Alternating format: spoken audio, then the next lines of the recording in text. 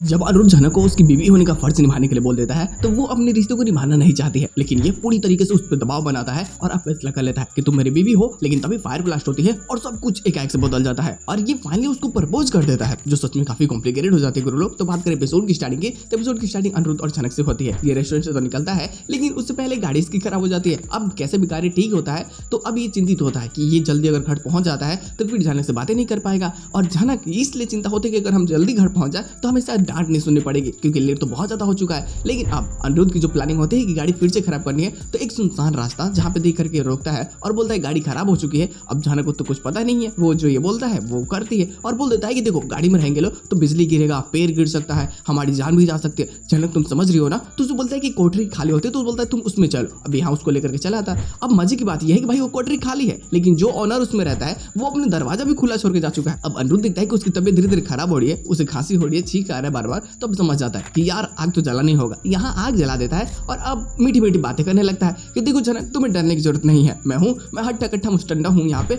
और देखो मैं तो फिट हूँ कितना। लेकिन झनक ये कितना मस्त मोमेंट है ना, सच में कितना रोमांटिक माहौल है, और बारिश बिजली कड़क रही है, इन सभी चीजों को वो एंजॉय करने लगता है। और झनक को जो बोलता है कि तुम भी एंजॉय करो, तो उसे बहुत अजीब लगता है कि भाई इतनी बड़ी मुसीबत में जहाँ आधी पानी आ रही है, समझ में नहीं आ रहा कि आगे समय में क्या होगा, और इनको एंजॉय की पड़ी है। वो बोलता है कि देखो झनक ये मोमेंट फिर लौट करके नहीं आने वाला, तो तुम्हें एंजॉय करना ही चाहिए। क्या तुम्हारे कपड़े भी देखो अब भीग चुके हैं तो सुखा लो। तो बोलते कि नहीं कैसा सुखाएंगे लोग, यहाँ तो कोई ऑप्शन भी नहीं है ना। तो ये उसके पास जाता है, प्यार से उसके गले पर हाथ लगाता है और फिर उसकी ओढ़नी लेकर बोलता है कि ठीक है मैं इसे ढक लेता हूँ खुद को, तुम प्लीज अपने कपड़े को सुखा लो। पहले तो वो बाल सुखाती है, फिर लहंगा, और इन सभी चीजों को चिप चिप करके ये देख भी रहा होता है, क्योंकि दिल की भावनाओं को यहाँ पे रोकना लगभग एक पुरुष के लिए नामुमकिन है, और ऐसा अनिरुद्ध के साथ में भी होता है। वो ये नहीं रोक पाता, और जब फायर ब्लास्ट होती है तो झनक वहां से डर करके इसके गले आकर के लग जाती है। अब ये बोलता है कि झनक तुम्हें याद है हमारी शादी हो चुकी है और मैं तुम्हें अपनी पत्नी मानता हूँ, इस रिश्ते को नाम देने का वक्त आ चुका है। अब माहौल है तो तुम समझ सकते हो, दिल की भावनाएं जब बाहर निकल रही होती है तो वो चाहता है कि उसे रिश्ते बनाए, उससे किस करे, उससे प्यार से सहलाए। लेकिन झनक को लगता है कि नहीं, वो अपनी बहन के साथ में धोखा नहीं कर सकती, और वैसे भी इनका तो रिश्ता टूट चुका है ना। लेकिन अनिरुद्ध की बात ये होती है कि जब डिवोर्स नहीं हुआ है तो कैसे रिश्ता टूट चुका है? कहने से रिश्ते खत्म हो जाते तो लगभग कई सारे लोग रिश्ते खत्म कर देते। अब झनक के दिल में चल रहा होता है कि नहीं ऐसा नहीं करते, ये गलत। लेकिन अनिरुद्ध उसे हर बात के लिए फोर्स करता है, मैनिपुलेट करता है, ताकि झनक उसकी बातों को माने और उसके करीब आए। लेकिन वो तो अटल वचन दे रखी होती है कि नहीं अब ऐसा कुछ भी नहीं होने वाला, और वो अर्शी दीदी के साथ में धोखा नहीं करेगी। तो वो साफ साफ इस पर बहुत गुस्सा भी होती है कि प्लीज अब हमें यहाँ से जाना चाहिए। क्या दुनिया मरने के बाद में तुम सोच सकते हो कि जब बेचारे का कुछ नहीं होता, तो अब धीरे धीरे ये डिप्रेशन में जाने लगता है। और हाँ, एक कैरेक्टर और है जो पूरी तरीके से अब झनक को सपोर्ट करने को स्टार्ट करेगा, और वो है मे बी वो चश्मिश वाली लड़की। क्योंकि देखो जब ये डिप्रेशन में चला जाता है तो चीजें बहुत ही ज्यादा चेंज हो जाती है, क्योंकि पहले तो यहाँ से गाड़ी ठीक हो जाना, और जब घर निकल रहे हो, क्योंकि घर में भी तमाशा नेक्स्ट लेवल हो रहा होता है। अब सभी के मन में चल रहा होता है कि झनक अनिरुद्ध एक साथ गए हैं, तो अर्शी यहाँ पे बात को पतंगर बनाने की पूरी कोशिश करती है। वो तो झनक के ऊपर में ऐसा एलिगेशन लगा देते हैं ना, जो सच में उसे और ही ज्यादा बदनाम कर देती है। और शुभ तो फैसला कर लेता है कि जब झनक आएगी तो मैं उसे मारूंगा कि आखिर वो मेरे बेटे के साथ में कर क्या रही थी। क्योंकि अर्शी फोन करते हैं जब ऑफिस में, तो ऑफिस बॉय तो बता देता है कि सर 5 बजे ही निकल चुके हैं, और अभी भाई 10 बज रहे होते हैं, तो यानी 5 घंटे से वो कर क्या रहा है, और पानी 8 बजे स्टार्ट हुई है, यानी कि ऑलरेडी 3 घंटा वो कहाँ था।